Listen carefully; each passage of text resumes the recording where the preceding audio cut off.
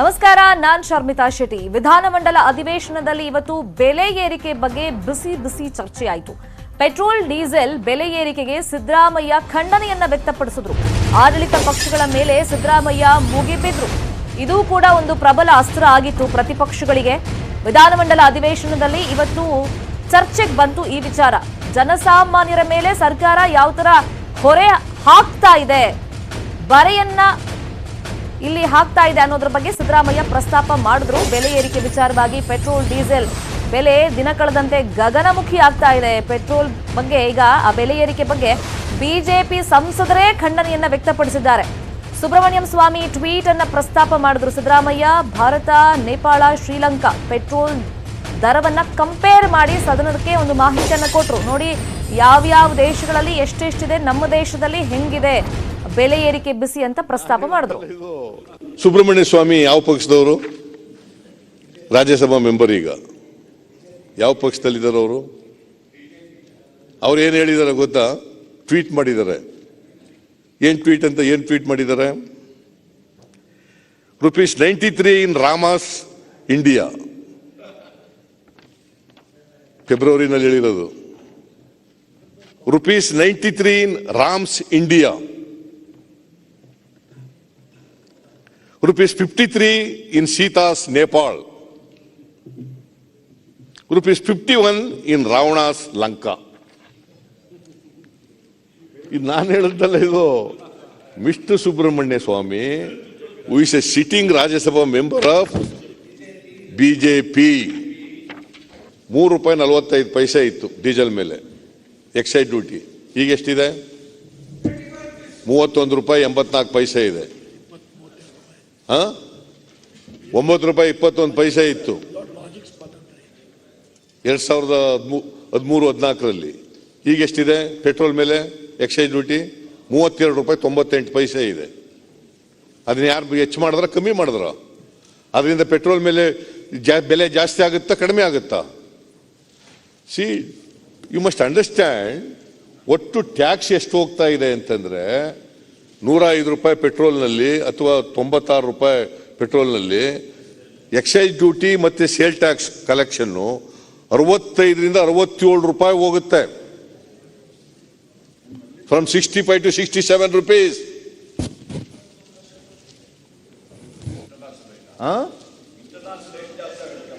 ಇದಕ್ಕೆ international market ಕಾರಣನಾ?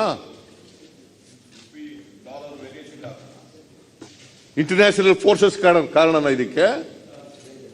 65 to ₹67 out of the 105 petrol prices ಇದೆಯಲ್ಲ, ಅದು ಟ್ಯಾಕ್ಸ್ ಹೋಗುತ್ತೆ. Both central government taxes, excise duty and sale taxes. ₹38 petrol ಬೆಲೆ, ನಿಜವಾಗಿ ಬೆಲೆ, ಮೂಲ ಬೆಲೆ ₹38. ಕ್ರೂಡ್ ಆಯಿಲ್ ಅಲ್ಲ, ಪೆಟ್ರೋಲ್ದೆ.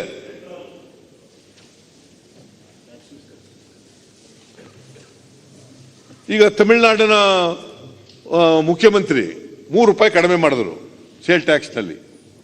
Y can't you reduce it? Corona ಇದೆ, ಪ್ರವಾಹ ಇದೆ, ಬೆಲೆಗಳೆಲ್ಲ ಏರ್ಕೊಂಡಿದ್ದಾವೆ, ಮಾಡ್ಬೋದಲ್ಲ? ಅದು ಸ್ಟೇಟ್ ಗವರ್ಮೆಂಟ್ ಕೈನಲ್ಲಿರೋದಲ್ಲ ಅದು. Why can't you reduce it when it is possible to the chief minister of Tamil Nadu? Why can't mister Basavaraj Bommai?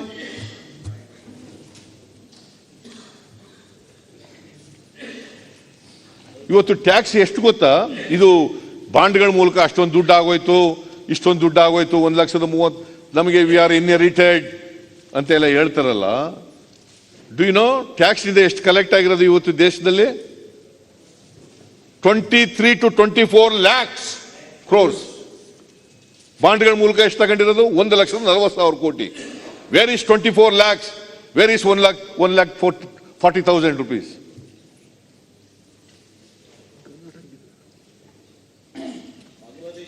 ಹಾಗಾದ್ರೆ ಮುಗಿದೋಯ್ತಲ್ಲಪ್ಪ. ಯಾಕೆ ಇನ್ನು ನಾವು bond bond ಅಂತಂದ್ರಿ.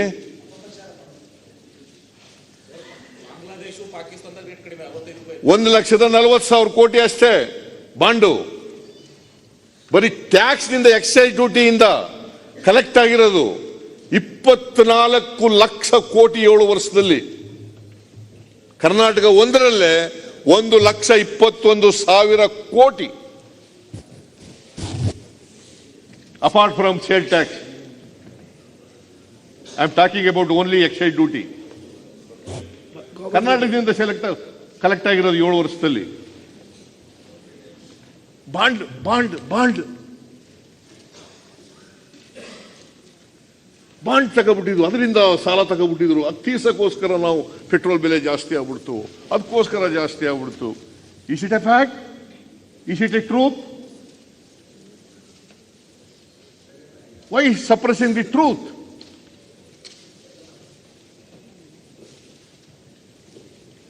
This is a fact.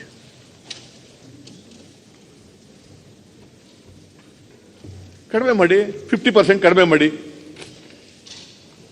₹31.84 ₹20 ಕಡಿಮೆ ಮಾಡಿ. ₹32.98 ₹20 ಕಡಿಮೆ ಮಾಡಿ. To that extent petrol diesel ಮೇಲೆ ₹20 ಕಡಿಮೆ ಆಯಿತು. ದೆನ್ ವಾಟ್ ಈಸ್ ದಿ ಇದು ಕ್ರೂಡ್ ಆಯಿಲ್ ಬೆಲೆ ಎಷ್ಟಿದೆ ಈಗ?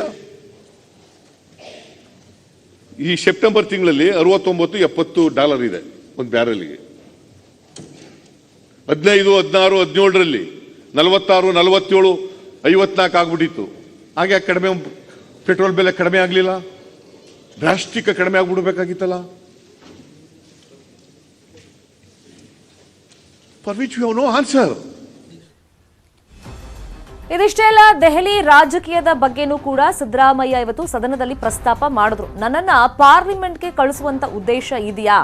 ಆಕ್ಷೇಪವನ್ನ ವ್ಯಕ್ತಪಡಿಸಿದಂತ ಆಡಳಿತ ಪಕ್ಷಕ್ಕೆ ಸಿದ್ದು ಈ ಪ್ರಶ್ನೆಯನ್ನ ಮಾಡಿದ್ರು. ಸದನದಲ್ಲಿ ಬೆಲೆ ಏರಿಕೆ ಬಗ್ಗೆ ಮಾತನಾಡ್ತಾ ಇದ್ರಲ್ಲ ಸಿದ್ದರಾಮಯ್ಯ, ಸುದೀರ್ಘವಾಗಿ ಆ ಬಗ್ಗೆ ಅವರು ಪ್ರಸ್ತಾಪ ಮಾಡಿದ್ದನ್ನ ಆಗ್ಲೇ ತೋರಿಸಿದ್ವಿ. ಆತರ ಪ್ರಸ್ತಾಪ ಮಾಡಿದಾಗ ಈಗ ಡೆಲ್ಲಿ ಪಾಲಿಟಿಕ್ಸ್ ಬಗ್ಗೆನೂ ಕೂಡ ಒಂದು ವಿಚಾರ ಬಂತಲ್ಲಿ. ನನ್ನನ್ನ ಪಾರ್ಲಿಮೆಂಟ್ಗೆ ಕಳಿಸುವಂತ ಉದ್ದೇಶ ಏನಾದ್ರು ಇದೆಯಾ? ಈಗ ಆಕ್ಷೇಪವನ್ನ ವ್ಯಕ್ತಪಡಿಸಿದಂತ ಟೈಮ್ನಲ್ಲಿ ಆಡಳಿತ ಪಕ್ಷಕ್ಕೆ ಸಿದ್ದರಾಮಯ್ಯ ಅವರು ಈ ಪ್ರಶ್ನೆಯನ್ನ ಮಾಡಿದ್ದಾರೆ. ಕೇಂದ್ರ ಸರ್ಕಾರಕ್ಕೆ ಹೋಗೇ ಇಲ್ಲ ನಾನು. ಹಾಗಾದ್ರೆ ಮಿಸ್ಟರ್ ಅಶೋಕ್, ಪೆಟ್ರೋಲ್ ಮೇಲೆ ₹35 ತಗತಿರಲ್ಲ ತಿಂಗಳು, ವರ್ಷ ₹100ಗೆ ₹35 ಟ್ಯಾಕ್ಸ್ ಹಾಕ್ತಿರಲ್ಲ ಕರ್ನಾಟಕ ಸರ್ಕಾರ, ಅದ್ರ ಬಗ್ಗೆ ಮಾತಾಡಬಾರ್ದಾ? 24% ಡೀಸೆಲ್ ಮೇಲೆ ಹಾಕ್ತಿರಲ್ಲ, ಅದ್ರ ಮೇಲೆ ಮಾತಾಡಬಾರ್ದಾ? ಈಗ ₹105 ಪೆಟ್ರೋಲ್ ಆಗಿದೆಯಲ್ಲ, ನಿಮಗೆ ಆಗಲ್ವಾ? ಅಫೆಕ್ಟ್ ಆಗಲ್ವಾ? ಮತ್ತೆ ಸುಮ್ಮನೆ ಕೇಳಿ. ಮತ್ತೆ ಹಾಗಾದ್ರೆ ಪ್ಲೀಸ್ ಲಿಜಾನ್, ಇನ್ನು ಸ್ಟಾರ್ಟ್ ಮಾಡಿಲ್ಲ. ಹೇಳು ಮಧುಸ್ವಾಮಿ. ನಮ್ಗಿಷ್ಟೇ, ವಿರೋಧ ಪಕ್ಷ ನಾಯಕರು ನಮ್ಮ ಕಡೆಯಿಂದ ಏನಾರ ಉತ್ತರ ನಿರೀಕ್ಷೆ ಮಾಡೋ ಅಂತ ಮಾತಾಡಿದ್ರೆ ನಮಗೆ ಸಂತೋಷ. ನಾವು ಇಲ್ಲ ರೆಸ್ಪಾಂಡ್ ಮಾಡಲಿಲ್ಲ ಅನ್ನಂಗಾಗಿ ನಾಳೆ ಹತ್ರ ಏನೇ ನಾನು ಮಾತಾಡಿದ್ರು ಒಬ್ರು ಉತ್ತರ ಕೊಡಲಿಲ್ಲ ಅಂದ್ರೆ ಯಾರಿಗೆ ಹೇಳೋದು? ನಾವು ಪಾರ್ಲಿಮೆಂಟಲ್ಲಿ ಆಗಿದ್ದು, ಅವ್ರು ಹಾಕಿದ ಸೆಸ್ಸು, ಅವ್ರು ಹಾಕಿದ ಬಾಂಡ್ ಮೇಲೆ ಅವ್ರು ರಿಡಂಪ್ಷನ್ ಮಾಡಿದ್ದು, ಅವ್ರು ಕಟ್ಟಿದ ಬಡ್ಡಿ ನಾವು ಚರ್ಚೆ ಮಾಡಿ ನಾವು ಹೆಂಗ್ ಸರ್ ಉತ್ತರ ಕೊಡೋಣ? ಅದಕ್ಕೆ ಹೇಳ್ದು ಎಲ್ಲ ಮರ್ತು ಬಿಟ್ಟಿದ್ದೀರ, ಪಾರ್ಲಿಮೆಂಟ್ಗೆ ಹೋಗಿದ್ದೀರಿ ಅಂತ ತಿಳ್ಕೊಂಡ್ಬಿಟ್ಟಿದ್ದೀರಾ, ಇಲ್ಲಿಗೆ ಬನ್ನಿ ಸರ್ ಅಂದು. ನೀವೇನು ಅವ್ರನ್ನ ಪಾರ್ಲಿಮೆಂಟ್ಗೆ ಕಳಿಸ್ಬೇಕು ಅಂತ ನಿಮ್ ಇಷ್ಟ ಇದೆಯೋ ಏನು? ಮಾಧುಸ್ವಾಮಿ ಅವ್ರದ್ದು ಗುಟ್ಟಿ ಏನಿದೆ ಅಂತ? ಇಲ್ಲ ನಮ್ಗಿಲ್ಲೇ ಇರ್ಬೇಕು. ಇಲ್ಲ ನನಗೆ ಬಹಳ ಸಂತೋಷ. ಅವರು ಸೀನಿಯರ್ ಇದ್ದಾರೆ, ನಮ್ಗೆಲ್ಲ ರೀತಿ ಮಾರ್ಗದರ್ಶಕರಿದ್ದಂಗೆ ಅವ್ರು ಇಲ್ಲೇ ಇರ್ಬೇಕು. ಇಲ್ಲ ಸರ್, ಕನ್ನಡ ಕಾವಲು ಸಮಿತಿ ಅಧ್ಯಕ್ಷರಾಗಿ ರಾಜಕಾರಣ ಶುರು ಮಾಡಿದ್ರು. ಕರ್ನಾಟಕದ ಪರವಾಗಿ ಹೋಗಿ ಅಲ್ಲೊಂದು ಹೋರಾಟ ಅವ್ರು ಮಾಡಬೇಕು. ನೀವು ಡೆಲ್ಲಿ ಕಳಿಸ್ಲಿಕ್ಕೆ, ಅಶೋಕ್ ಇಲ್ಲಿರ್ಬೇಕು ಹೇಳಲಿಕ್ಕೆ? ನಾನು ಅವ್ರು ಡೆಲ್ಲಿಗೆ ಹೋಗ್ಲಿ ಅನ್ನೋನೇ ನಾನು. ಪರವಾಗಿದ್ದಾರೆ, ಕೇಳಿ ಅವ್ರು ಓದ್ತಾರ ಪರವಾಗಿದ್ದಾರೆ, ಇಲ್ಲೇ ಇರ್ತಾರೆ. ಕರ್ನಾಟಕದ ಅಲ್ಲಿ ಪ್ರಿಯಾಂಕ ಏನು ಹೇಳ್ತಿದ್ದಾರೆ?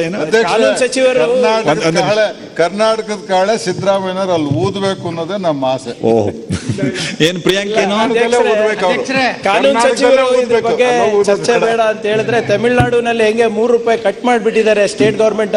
₹5 ಕಟ್ ಮಾಡ್ಬಿಟ್ರಿ, ಚರ್ಚೆನೆ ಬೇಡ. ಹೇಳಿ ಸರ್. ನೀವು ಸಿದ್ದರಾಮಯ್ಯನವ್ರು ಡೆಲ್ಲಿ ಹೋಗ್ಬೇಕು ಇಲ್ಲಿ ಇರ್ಬೇಕು ಅನ್ನೋ ಚರ್ಚೆ ನಡೆದಾಗ ಇದನ್ನೇನು ಹೇಳಿದ್ರೆ ತಮಿಳ್ನಾಡು ಅಭಿಮಾನಕ್ಕೆ ಪ್ರಿಯಾಂಕಾ ಖರ್ಗೆ ಅವರು ಅವ್ರನ್ನ ಸಿದ್ದರಾಮಯ್ಯ ಡೆಲ್ಲಿಗೆ ಹೋಗ್ಲಿ ಅಂತ ಅನ್ನಕ್ಕಾಗತ್ತಾ? ನನ್ನ ಮೇಲೆ ಅಭಿಮಾನಕ್ಕೆ ನೋಡಿ, ಮಾಧುಸ್ವಾಮಿ ನಾನು ಒಳ್ಳೆ ಫ್ರೆಂಡ್ಸ್, ಇಲ್ಲಿ ಕನ್ನಡಿಗರು ಸಾಯ್ತಾ ಇದ್ದಾರೆ, ಅವರು ನನಗೆ ಒಳ್ಳೇದನ್ನೇ ಬಯಸ್ತಾರೆ. ಇಲ್ಲಿ ನೋಡ್ರಿ ಮಾಧುಸ್ವಾಮಿ ಅವರು, Ashok is also good friend of main. ನನಗೆ ಅವರು ಒಳ್ಳೆ ಈ ನಮ್ಮ ಈಶ್ವರಪ್ಪ ಇದಾರಲ್ಲ, ಅವ್ರು ಇನ್ನೂ ಬೇಡ ಅಲ್ಲೂ ಬೇಡ ಅಂತಂದ್ರು ಅವರು. ಇಲ್ಲ ಹಾಗೆ ಹೇಳ್ತಾರೋ ಇಲ್ಲ ಕೇಳಿ ಅವ್ರನ್ನ. ಇಲ್ಲ ಸಿದ್ದರಾಮಯ್ಯವ್ರು ಕೇಳಿ ಅವ್ರನ್ನ ಹಾಗೆ ಹೇಳ್ತಾರೋ ಇಲ್ಲ ಅಂತ. ನಾನು ಹೇಳಕ್ಕಿಂತ ಮುಂಚೆ ಹೃದಯ ಮುಟ್ಕೊಂಡು ಹೇಳ್ರಿ, ಹಂಗೆ ಹೇಳ್ಬೋದಾ? ನಾನು ಹೃದಯ ಮುಟ್ಕೊಂಡು ಹೇಳಿ ಹಂಗೆ ಹೇಳ್ತೀನ? ಆಂತರಿಕವಾಗಿ ಹೇಳಲ್ಲ, ಬಹಿರಂಗವಾಗಿ ಹೇಳ್ತೀನಿ. ಇದು ಅದು ಸತ್ಯ. ಅದು ಅಲ್ಲೊಂದ್ಸರಿ ಇಲ್ಲೊಂದ್ಸರಿ ಸತ್ಯ ಹೇಳ್ತೀರಾ? ಇವತ್ತು ಸತ್ಯ ಹೇಳ್ತೀರಾ? ಆಂತರಿಕವಾಗಿ ಈಶ್ವರಪ್ಪ ಹೇಳಲ್ಲ, ಬಹಿರಂಗವಾಗಿ ಹೇಳ್ತಾರೆ. ಅಲ್ಲೊಂದ್ಸರಿ ಇಲ್ಲೊಂದ್ಸರಿ ಸತ್ಯ ಹೇಳ್ತಾರ, ಇವತ್ತು ಸತ್ಯ ಹೇಳಿದ್ದಾರೆ. ಓಕೆ ನೋಡಪ್ಪ ಈಶ್ವರಪ್ಪ, ನಾನು ರಾಜಕಾರಣದಲ್ಲಿ 100% ಸತ್ಯ ಹೇಳೋದು ಯಾರೂ ಹೇಳಿಲ್ಲ ಇವತ್ತಿನವ್ರಿಗೆ. ಕೆಲವು ಸುಳ್ಳುಗಳು ಹೇಳಬೇಕಾಗ್ತದೆ ಅನಿವಾರ್ಯವಾಗಿ. ನಾನೆಲ್ಲ 100% ಸತ್ಯ ಹೇಳ್ಬಿಟ್ಟೆ ಅಂತಂದ್ರೆ ನಮ್ಮಂತ ಮೋಸಗಾರರು ಯಾರು ಇರೋದಿಲ್ಲ. ಆತ್ಮವಂಚಕರು ಯಾರು ಇರೋದಿಲ್ಲ. ಬಟ್ ಎನಿವೆ, ನಾನು ಪಾರ್ಲಿಮೆಂಟ್ಗೆ ಹೋಗ್ಬೇಕು ಅಂತ ಪ್ರಯತ್ನ ಮಾಡಿದೆ ಅಧ್ಯಕ್ಷರೇ. ಅದು 2 ಸಾರಿ ಸೋತ್ ಬಿಡದ ಅಲ್ಲ, ನೀವು ನಿರಾಸೆ ಆಗೋರಲ್ವಲ್ಲ ಅಧ್ಯಕ್ಷರೇ. ಈಗೇನಾದ್ರು ಕೂಡ ನೀವು ಡೆಲ್ಲಿಗೆ ಹೋಗ್ತೀನಿ ಅಂತಂದ್ರೆ ಡೆಲ್ಲಿಗೆ ಹೋಗಿರೋರು ಕೆಲವರು ಎದೆ ಹೊಡೆದೋಗುತ್ತೆ. ಸ್ವಲ್ಪ ಹುಷಾರಾಗಿ ಡಿಸಿಷನ್ ಇಲ್ಲ ಇಲ್ಲ, ನನಗೆ ಈಶ್ವರಪ್ಪನ್ ಬಿಟ್ಟು ಹೋಗಕ್ಕೆ ಇಷ್ಟನೇ ಇಲ್ಲ. ಈಶ್ವರಪ್ಪನವರು ಹೋಗೋಣ ಅಂತ ಪ್ರಯತ್ನ ಮಾಡಿದ್ರು ಡೆಲ್ಲಿಗೆ. ನನಗೆ ನಾನು 2 ಸಾರಿ ಪ್ರಯತ್ನ ಪಟ್ಟೆ. 1918 ಒಂದ್ಸಾರಿ ನಿಂತ್ಕೊಂಡೆ, ಆಗ್ಲೂ ಸೋತ್ಬಿಟ್ಟೆ. ಆಗ ಮಿಜರಬಲ್ ಆಗಿ ಸೋತೆ. ಮತ್ತೆ 1991 ಇಸ್ವಿನಲ್ಲಿ ಒಂದ್ಸಾರಿ ನಿಂತ್ಕೊಂಡೆ ಕೊಪ್ಪಳದಿಂದ, ಅಲ್ಲಿ 10,000ದಲ್ಲಿ ಸೋತ್ಬಿಟ್ಟೆ. ಸೊ 2 ಸಾರಿನೂ ಲೋಕಸಭೆಗೆ ಹೋಗಲಿಲ್ಲ. ನಾನು ಆ ಕಡೆ ಡೆಲ್ಲಿಗೆ ಹೋಗೋದೇ ಬೇಡ ಅಂತ ತೀರ್ಮಾನ ಮಾಡ್ಕೊಂಡ್ಬಿಟ್ಟೆ. ಮತ್ತಷ್ಟು ಸುದ್ದಿ ನೋಡೋಣ ಬ್ರೇಕ್ ಆದ್ಮೇಲೆ. Welcome back. ಮೈಸೂರಲ್ಲಿ ಮಹದೇವಮ್ಮ ದೇಗುಲ ತೆರವು ವಿವಾದ ಈಗ ಗ್ರಾಮದ 2 ಗುಂಪಿನ ನಡುವೆ ಮಾರಾಮಾರಿ ಕಾರಣ ಆಗಿದೆ. ವ್ಯಕ್ತಿಯೊಬ್ಬನಿಗೆ ರಾಡ್ನಿಂದ ಹೊಡೆದು ಹಲ್ಲೆಯನ್ನ ಮಾಡಲಾಗಿದೆ. ಹಲ್ಲೆಗೊಳಗಾದಂತ ವ್ಯಕ್ತಿಯ ಗುಂಪಿನಿಂದ ಮತ್ತೆ ಗಲಾಟೆ ಆಗಿದೆ. ಲಾಂಗ್ ಹಿಡಿದು ಮತ್ತೊಬ್ಬ ವ್ಯಕ್ತಿ ಮೇಲೆ ಹಲ್ಲೆಗೆ ಪ್ರಯತ್ನ ಪಟ್ಟಿದ್ದಾರೆ. ಇಲ್ಲಿ ರಾಜಕೀಯವಾಗಿ ಕೂಡ ಆರೋಪ ಪ್ರತ್ಯಾರೋಪಗಳನ್ನ ರಾಜಕೀಯ ಪಕ್ಷದ ಮುಖಂಡರು ಮಾಡ್ತಾ ಇದ್ರು. ಈಗ ಕಾಂಗ್ರೆಸ್ ಹಾಗೇನೆ ಬಿಜೆಪಿ ಕಾರ್ಯಕರ್ತರ ನಡುವೆ ಈ ಮಾರಾಮಾರಿ ನಡೆದಿರೋದು ಅನ್ನೋದು ಗೊತ್ತಾಗಿದೆ. ಕಮಿಟಿ ವಿಚಾರವಾಗಿ ಚರ್ಚೆ ಮಾಡ್ತಾ ಇದ್ರು, ಆ ಸಂದರ್ಭದಲ್ಲಿ ಮಾರಾಮಾರಿ ಆಗಿದೆ. ಈಗ ಮಾಜಿ ಗ್ರಾಮ ಪಂಚಾಯತ್ ಸದಸ್ಯ ಬಿಜೆಪಿ ಕಾರ್ಯಕರ್ತ ಉದಯ್ ರವಿ ಮೇಲೆ ಹಲ್ಲೆ ಆಗಿದೆಯಂತೆ. ರವಿ ಮೇಲೆ ಹಲ್ಲೆ ನಡೆಸಿದಂತ ಕಾಂಗ್ರೆಸ್ ಕಾರ್ಯಕರ್ತರು ಅಂತ ಈಗ ಆರೋಪವನ್ನ ಮಾಡಲಾಗ್ತಾ ಇದೆ.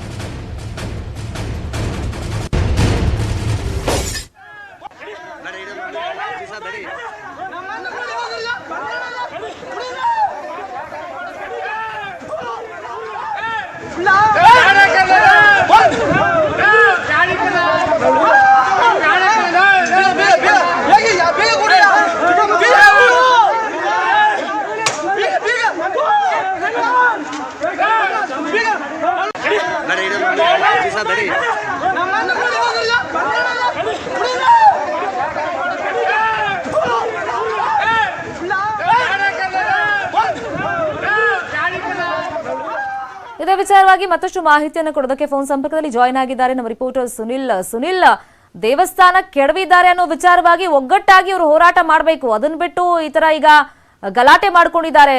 2 ಗುಂಪಾಗಿದೆ, ಗುಂಪುಗಳ ನಡುವೆ ಮಾರಾಮಾರಿ, ಅದರಲ್ಲೂ ಈ ತರ ಮಚ್ಚನ್ನ ಇವರು ತೋರಿಸ್ತಾರೆ, ಕಡ್ದು ಬಿಡ್ತೀನಿ ಅಂತೆಲ್ಲ ಹೇಳ್ತಾರೆ, ಆವಾಜ್ ಹಾಕ್ತಾರೆ ಅಂತಂದ್ರೆ ಪರಿಸ್ಥಿತಿ ಎಲ್ಲಿ ತನಕ ಹೋಗಿದೆ ಮಿತಿಮೀರಿ ಅಂತ? ಶರ್ಮಿತಾ, ಪರಿಸ್ಥಿತಿ ನಿಜಕ್ಕೂ ಕೈ ಮೀರಿದೆ ಅಂತಾನೆ ಹೇಳ್ಬೋದು. ಯಾಕಂದ್ರೆ ನೀವು ದೃಶ್ಯಗಳಲ್ಲಿ ನೋಡ್ತಾ ಇರ್ಬೋದು, ಲಾಂಗು ಮಚ್ಚುಗಳನ್ನ ಹಿಡಿದು ಸಿನಿಮೀಯ ರೀತಿನಲ್ಲಿ ರೋಷ ಆವೇಶದಿಂದ ಒಂದು ಕಿರ್ಚಾಟವನ್ನ ಮಾಡ್ತಾ ಇರ್ತಕ್ಕಂಥದ್ದು, ಮತ್ತೆ ಇನ್ನೊಬ್ಬರ ಹಣೆನಲ್ಲಿ ರಕ್ತ ಹರಿತಾ ಇರ್ತಕ್ಕಂಥದ್ದು. ಅಂದ್ರೆ ಏನು ಮಹದೇವಮ್ಮ ದೇಗುಲ ತೆರವು ಏನಾಯ್ತು, ಈ ಒಂದು ದೇವಾಲಯದ ಕಮಿಟಿ ವಿಚಾರವಾಗಿ ಇವತ್ತು ಮಾತುಕತೆ ನಡೀತಾ ಇತ್ತು ಗ್ರಾಮದಲ್ಲಿ. ಮಾತುಕತೆ ನಡೀತಾ ಇದ್ದಂತ ಸಂದರ್ಭದಲ್ಲಿ ಏನು ಮಾಜಿ ಗ್ರಾಮ ಪಂಚಾಯತ್ ಸದಸ್ಯ ಆಗಿರ್ತಕ್ಕಂಥ ರವಿ ಅಂತಕ್ಕಂಥ ವ್ಯಕ್ತಿ ಬಿಜೆಪಿ ಕಾರ್ಯಕರ್ತ ಉದಯ್ ರವಿ ಮೇಲೆ ಒಂದು ಹಲ್ಲೆಯನ್ನ ಮಾಡ್ತಾರೆ. ಅಂದ್ರೆ ಮಾತಿಗೆ ಮಾತು ಬೆಳೆದು, ಅಂದ್ರೆ ಹಳೆಯ ವೈಷಮ್ಯ ಕೂಡ ಇತ್ತು ಇವ್ರಿಗೆ ಅಂತ ಹೇಳಲಾಗ್ತಾ ಇದೆ. ಹೀಗಾಗಿ ಮಾತಿಗೆ ಮಾತು ಆ ಒಂದು ಕಮಿಟಿಯ ಚರ್ಚೆಯ ಸಂದರ್ಭದಲ್ಲಿ ಬೆಳೆಯುತ್ತೆ. ಇದಾದ ಬಳಿಕ ರಾಡ್ನಿಂದ ಆತ ಏನು ಉದಯ್ ರವಿ ಮೇಲೆ ಹಲ್ಲೆಯನ್ನ ಮಾಡ್ತಾನೆ. ಇದಾದ ಬಳಿಕ ರವಿ ಅಲ್ಲಿಂದ ಎಸ್ಕೇಪ್ ಆಗ್ತಕ್ಕಂಥದ್ದು. ಇದಾದ ಬಳಿಕ ಏನು ಉದಯ್ ರವಿಯ ಸಹೋದರರೇನಿರ್ತಾರೆ ಅವರು ಸ್ಥಳಕ್ಕೆ ಬರ್ತಾರೆ. ಉದಯ್ ರವಿಯ ಸ್ಥಿತಿಯನ್ನ ಕಂಡು ಅವರು ಕೂಡ ರೋಷಾವೇಶದಿಂದ ಮಚ್ಚನ್ನ ತೆಗೆದುಕೊಂಡು ಬಂದು ಏನು ರವಿ ಅಂತಕ್ಕಂಥ ವ್ಯಕ್ತಿ ಹಲ್ಲೆಯನ್ನ ಮಾಡಿ ಎಸ್ಕೇಪ್ ಆಗಿದ್ದಾನೆ, ಆತನನ್ನ ಮುಗಿಸಿ ಬಿಡ್ಬೇಕು ಅನ್ನುವಂತ ನಿಟ್ಟಿನಲ್ಲಿ ಆ ಒಂದು ರೋಷಾವೇಶದಿಂದ ಆ ಒಂದು ಅಲ್ಲಿ ಕಿರ್ಚಾಡ್ತಾ ಇರ್ತಕ್ಕಂಥದ್ದು. ಖಂಡಿತ ಈ ಬಗ್ಗೆ ಏನು ಈಗಾಗಲೇ ಪೊಲೀಸರಿಗೂ ಕೂಡ ಮಾಹಿತಿ ಹೋಗಿ ಗ್ರಾಮಕ್ಕೆ ಪೊಲೀಸರು ಬಂದಿರತಕ್ಕಂಥದ್ದು. ಪೊಲೀಸರು ಕೂಡ ಒಂದು ಗ್ರಾಮದಲ್ಲಿ ಇರ್ತಕ್ಕಂಥ ಏನ್ ಪರಿಸ್ಥಿತಿ ಉದ್ವಿಗ್ನ ಏನ್ಗೊಂಡಿತ್ತು ಇದನ್ನ ಸ್ವಲ್ಪ ಮಟ್ಟಿಗೆ ಈಗ ತಿಳಿಗೊಳಿಸಿದ್ದಾರೆ ಅಂತಾನೆ ಹೇಳ್ಬೋದು. ಪೊಲೀಸರು ಕೂಡ ಅಂದ್ರೆ ಉಳ್ಳಾಹಳ್ಳಿಯ ಪೊಲೀಸರು, ಉಳ್ಳಾಹಳ್ಳಿಯ ಸ್ಟೇಷನ್ ಏನಿದೆ ಈ ಲಿಮಿಟ್ಗೆ ಬರ್ತಕ್ಕಂಥದ್ದು. ಹೀಗಾಗಿ ಉಳ್ಳಾಹಳ್ಳಿಯ ಪೊಲೀಸರು ಗ್ರಾಮಕ್ಕೆ ಎಂಟ್ರಿಯನ್ನ ಕೊಟ್ಟಿದ್ದಾರೆ. ಜೊತೆಗೆ ಗ್ರಾಮಸ್ಥರ ಜೊತೆ ಮಾತುಕತೆಯನ್ನ ಮಾಡ್ತಾ ಇದ್ದಾರೆ. ಈ ರೀತಿ ರೋಷಾವೇಶದಿಂದ ನಡೆಸ್ಕೊಳ್ತಕ್ಕಂಥದ್ದು ಯಾರಿಗೂ ಕೂಡ ಒಳ್ಳೇದಲ್ಲ ಅನ್ನುವಂತ ನಿಟ್ಟಿನಲ್ಲಿ ಗ್ರಾಮಸ್ಥರ ಮನವನ್ನ ಕೂಡ ಹೋಲಿಸ್ತಾ ಇದ್ದಾರೆ. ಥ್ಯಾಂಕ್ ಯು ಸುನೀಲ್ ತಮ್ಮ ಇನ್ಫಾರ್ಮೇಶನ್ಗೆ.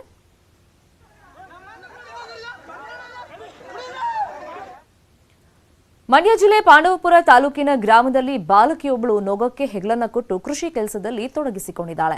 ತಾತನ ಜೊತೆಯಾದ ಮೊಮ್ಮಕ್ಕಳಿಂದ ಎತ್ತುಗಳಂತೆ ಉಳುಮೆಯನ್ನ ಮಾಡಿದ್ದಾರೆ. ಬಳಘಟ್ಟ ಗ್ರಾಮದಲ್ಲಿ ಮನ ಕಲುಕುವಂತ ಘಟನೆ ನಡೆದಿದೆ. ಮನೆಯಲ್ಲಿ ಬಡತನ ಇರೋ ಕಾರಣಕ್ಕೆ ಎತ್ತನ್ನ ಖರೀದಿ ಮಾಡೋಕೆ ಆಗ್ತಾ ಇಲ್ಲ ಅಂತ ಆರ್ಥಿಕ ಪರಿಸ್ಥಿತಿಯಲ್ಲಿ ಇವರುಗಳಿದ್ದಾರೆ. ಈಗ ಕೂಲಿ ಆಳುಗಳಿಗೆ ನೀಡೋದಕ್ಕೆ ಹಣ ಕೂಡ ಇಲ್ಲ ಇವರ ಹತ್ರ, ಪರದಾಟ ಪಡ್ತಾ ಇದ್ರು. ಈ ವೇಳೆ ಸಣ್ಣಸ್ವಾಮಿ ಬೆನ್ನಿಗೆ ನಿಂತ ಮೊಮ್ಮಕ್ಕಳು ಉಳುಮೆಗೆ ತಾವೇ ಎತ್ತುಗಳಂತೆ ಈಗ ರಾಗಿ ಹೊಲ ಉಳುಮೆಯನ್ನ ಮಾಡಿದ್ದಾರೆ. ತಾತನ ಸಹಾಯಕ್ಕೆ ನಿಂತ ಸೊಸೆ ಸಂಗೀತ ಹಾಗೂ ಮೊಮ್ಮಕ್ಕಳಾದ ವರ್ಷಿತಾ, ಅಂಕಿತಾ ಕಾಲೇಜ್ ಬಿಡುವಿನ ಟೈಮ್ನಲ್ಲಿ ಕೃಷಿ ಚಟುವಟಿಕೆಯಲ್ಲಿ ಪಾಲ್ಗೊಳ್ತಾರೆ.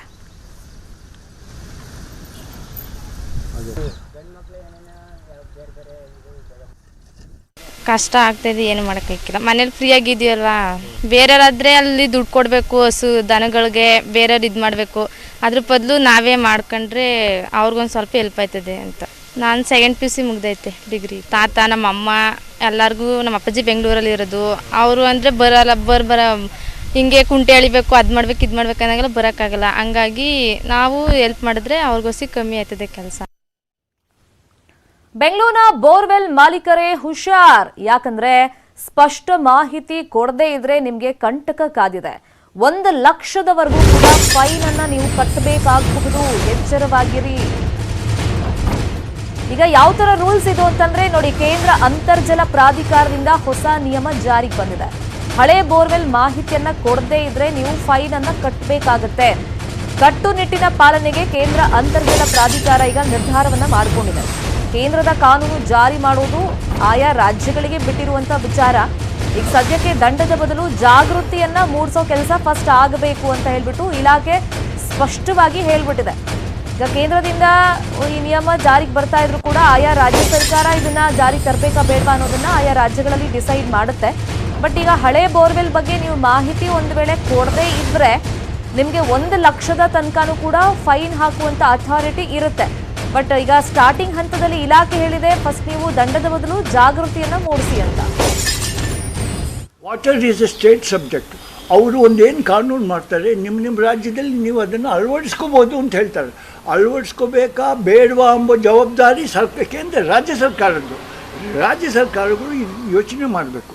ಇದು ಅದರೊಳಗೂ ಈಗ ಗ್ರೌಂಡ್ ವಾಟರ್ ಈ ಮಟ್ಟಕ್ಕೆ ಹೋಗಿಬಿಟ್ಟಿದ್ದರಿಂದ ನಾವು ಒಂದು ಕಾನೂನು ಕ್ರಮ ತಗೊಳ್ಳೋ ಅವಶ್ಯಕತೆ ಇದೆ. ಹಾಗಾಗಿ ಸರ್ಕಾರನೂ ಬಹುಶಃ ಒಂದು ಕೊನೆ ವಾರ್ನಿಂಗ್ ಕೊಟ್ಟು ಈ 3 ತಿಂಗಳು ಏನಾದರೂ ಒಂದು ಟೈಮ್ ಲಿಮಿಟ್ ಮಾಡಿ ನೀವು ಮಾಡದೇ ಇದ್ದರೆ ನಾವು ಈ ಪ್ರಮಾಣದಲ್ಲಿ ದಂಡ ಹಾಕಿ ನಿಮಗೆ ಬುದ್ಧಿ ಕಲಿಸ್ಬೇಕಾಗತ್ತೆ, ನಿಮ್ಮನ್ನು ಈ ಕಾನೂನು ಒಳಗೆ ತರಬೇಕಾಗತ್ತೆ. ಹಾಗಾಗಿ ದಂಡ ಹಾಕ್ತಾ. ಸೊ ಅವರು ಮಾಡಿದಂಥ ಇದು ನೋಟಿಫಿಕೇಷನ್ನು ನಮ್ಮ ಸ್ಟೇಟಿಗೆ ಅನ್ವಯಿಸಲ್ಲ. ನಾವು ಕರ್ನಾಟಕ ಗ್ರೌಂಡ್ ವಾಟರ್ ಅಥಾರಿಟಿಯಿಂದ ಏನು ನೋಟಿಫಿಕೇಷನ್ ಮಾಡಿದರೆ ಅದು ಮಾತ್ರ ನಮ್ಮ ಸ್ಟೇಟ್ಗೆ ಅನ್ವಯಿಸ್ತದೆ. ಸೊ ಆ ಥರದ್ದು ನಾವು ನೋಟಿಫಿಕೇಷನ್ ನಾವು ಮಾಡಿಲ್ಲ. ಮೇಲಾಗಿ ತಾವು ಹೇಳ್ದಂಗೆ ಅಲ್ಲಿ ಪೆನಾಲ್ಟಿ ಕ್ಲಾಸಸ್ಸು 1 ಲಕ್ಷ ಅಂತೇಳಿ ಹೇಳಿದ್ವಿ. ಆ ಥರದ್ದು ಪೆನಾಲ್ಟಿ ಕ್ಲಾಸಸ್ಸು ಅವರ ಕೊಳವೆ ಬಾವಿಗಳನ್ನು ಕರ್ನಾಟಕ ಗ್ರೌಂಡ್ ವಾಟರ್ ಅಥಾರಿಟಿಯಲ್ಲಿ ರಿಜಿಸ್ಟರ್ ಮಾಡಿಸಲಿಲ್ಲ ಅಂದರೆ ನಾವು ಅಂಥ ಒಂದು ಪೆನಾಲ್ಟಿ ಕ್ಲಾಸಸ್ಸು ನಮ್ಮಲ್ಲಿ ಇಲ್ಲ, ನಮ್ಮ ಆ್ಯಕ್ಟಲ್ಲಿ. ಪ್ರತಿ ಮತ್ತಷ್ಟು ಸುದ್ದಿ ನೋಡೋಣ ಬ್ರೇಕ್ ಆದ್ಮೇಲೆ.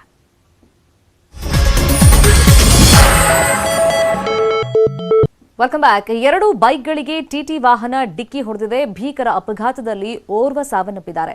ಟಿ ದಾಸರಹಳ್ಳಿಯ ಚೊಕ್ಕಸಂದ್ರ ಕೆರೆ ರಸ್ತೆಯಲ್ಲಿ ಈ ಘಟನೆ ನಡೆದಿದೆ. ಇಬ್ಬರಿಗೆ ಸ್ಥಳೀಯ ಆಸ್ಪತ್ರೆಯಲ್ಲಿ ಚಿಕಿತ್ಸೆಯನ್ನು ನೀಡಲಾಗ್ತಿದೆ. ಪೀಣ್ಯ ಸಂಚಾರಿ ಪೊಲೀಸರು ಈಗ ಪರಿಶೀಲನೆಯನ್ನು ಮಾಡ್ತಿದ್ದಾರೆ. ದೃಶ್ಯದಲ್ಲಿ ಮಾರ್ಕ್ ಮಾಡಿ ತೋರಿಸ್ತಾ ಇದ್ದೀವಿ. ಆ ಟಿಟಿ ವೇಗವಾಗಿ ಬಂದಂತ ಟೈಮ್ನಲ್ಲಿ ಹೆಂಗೆ 2 ಬೈಕ್ಗಳಿಗೆ ಅಲ್ಲಿ ಡಿಕ್ಕಿ ಹೊಡೆದಿದೆ ಅನ್ನೋದನ್ನ ನೋಡ್ತಾ ಇದ್ದೀವಿ. ಚೊಕ್ಕಸಂದ್ರ ಕೆರೆ ರಸ್ತೆಯಲ್ಲಿ ನಡೆದಿರುವಂತ ಘಟನೆ ಇದು. ಈ ತರ ಆಕ್ಸಿಡೆಂಟ್ ಆದಂತ ಟೈಮ್ನಲ್ಲಿ ಓರ್ವ ವ್ಯಕ್ತಿ ಮೃತಪಟ್ಟಿದ್ದಾರೆ ಅನ್ನೋದು ಗೊತ್ತಾಗಿದೆ.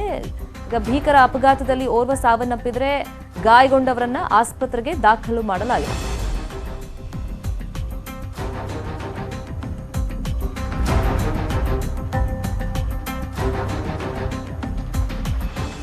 ನಿನ್ನೆ ರಾತ್ರಿ ಎಲೆಕ್ಟ್ರಾನಿಕ್ ಸಿಟಿ ಫ್ಲೈಓವರ್ ಮೇಲೆ ನಡೆದಂತ ಅಪಘಾತದಿಂದನೇ ಯಾರು ಹೊರಗಡೆ ಬಂದಿಲ್ಲ. ಅಂದ್ರೆ ಅಮಾಯಕರು ಬಲಿಯಾಗ್ಬಿಟ್ರಲ್ಲ ಅಂತ ಈ ಕೇಸ್ನಲ್ಲೂ ಹಾಗೆ ಆದಂತೆ ಕಂಡು ಬರ್ತಾ ಇದೆ. ಯಾಕಂದ್ರೆ ಈ ಸಿಟಿ ಲಿಮಿಟ್ಸ್ನಲ್ಲಿ ಈ ಥರ ಫಾಸ್ಟಾಗಿ ಓಡಿಸಿದ್ರೆ ಯಾವ ಥರದ್ದೆಲ್ಲ ಆಕ್ಸಿಡೆಂಟ್ಗಳಾಗುತ್ತೆ, ಅದು ಎಷ್ಟು ಭೀಕರತೆಯಿಂದ ಕೂಡಿರುತ್ತೆ ಅನ್ನೋದಕ್ಕೆ ಮತ್ತೊಂದು ಎಕ್ಸಾಂಪಲ್ ಈ ಆಕ್ಸಿಡೆಂಟ್. ಟಿ ಬಹುಶಃ ವೇಗವಾಗಿ ಬಂದಿದೆ ಅಂತ ಕಾಣಿಸುತ್ತೆ. ಯಾಕಂದರೆ ಈ CCTV ಫುಟೇಜ್ ನೋಡಿದಾಗ ಮೇಲ್ನೋಟಕ್ಕೆ ಇಲ್ಲಿ ಯಾರು ತಪ್ಪು ಅಂತ ಗೊತ್ತಾಗ್ತಾ ಇದೆ. ಯಾಕಂದರೆ ಆ ಟಿ ಬಂದಂಥ ಒಂದು ಟ್ರ್ಯಾಕ್ನಲ್ಲೇ ಬಂದಿದ್ದರೆ ಈ ಥರದ್ದು ಬಹುಶಃ ಆಕ್ಸಿಡೆಂಟ್ ಆಗ್ತಿರ್ಲಿಲ್ಲ ಅಂತ ಕಾಣಿಸುತ್ತೆ.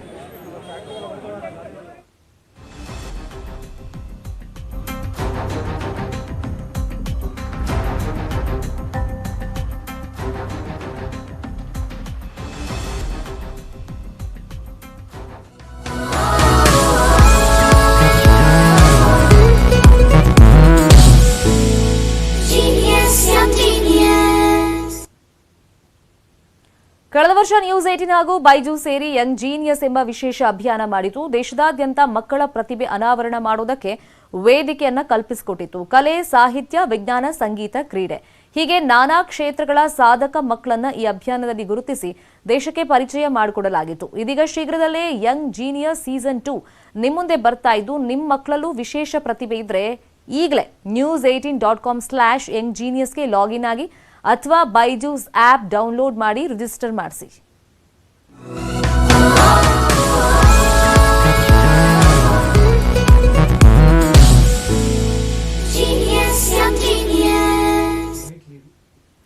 ಬೈಜೂಸ್ ಸೀಸನ್ 2 ಬಗ್ಗೆ ಚಿತ್ರ ಸಾಹಿತಿ ಕವಿರಾಜ್ ಏನ್ ಹೇಳಿದ್ದಾರೆ ನೋಡೋಣ.